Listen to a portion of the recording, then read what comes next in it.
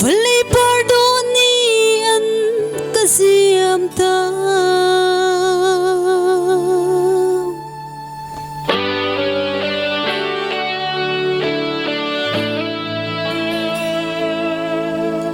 boy pa kay chu miswal bikasi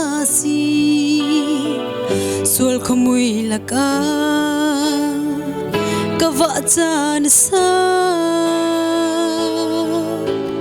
tu alung chir sual ngai chi bu in na sin karae ka châu lang về câu valley pardonian kasiyam ta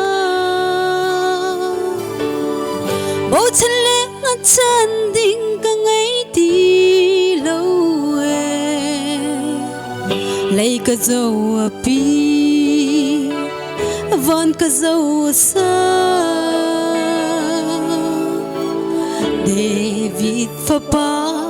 ka giang pha câu mu ka sual til rid he na sin karae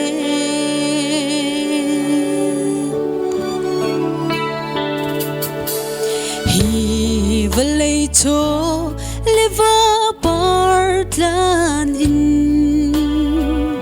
nangam na ko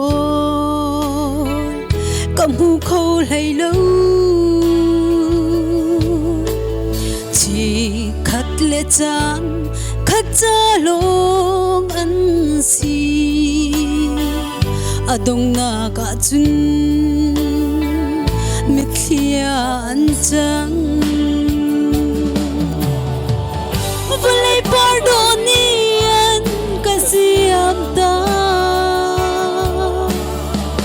bầu chân lẽ chân đinh cả ngày đi lâu lấy cả dâu pi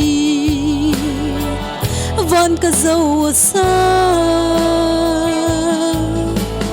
David pha pa cả giang pha câu mu cả sual til rid he na sin karae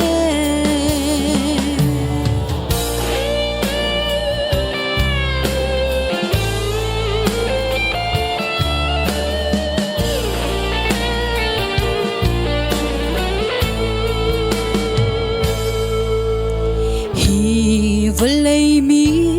hoi kom tha ser in nangam na ko kamu khâu hay lâu har sat na khur thu kat lak liawa chan chua tu lo an ka zam tak di valley pardonian kasiyam ta bầu chân lẽ chân đinh cả ngày đi lâu lấy cả dâu pi van cả dâu sa David pha pa ka giang pha câu mu ka sual til rid he na sin karae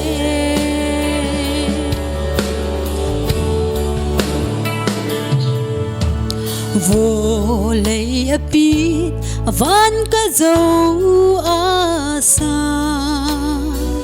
misual kay cha lamapit di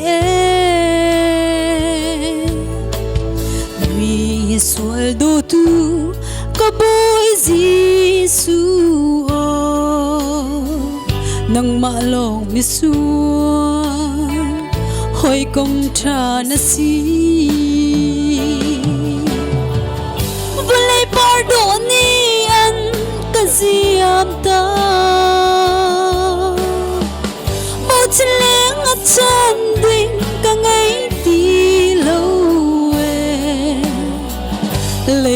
dâu pi van ka dâu sa David fa pa ka zang fa câu mu ka sual til rit he na sin ka ra Valay pardonian ka siam ta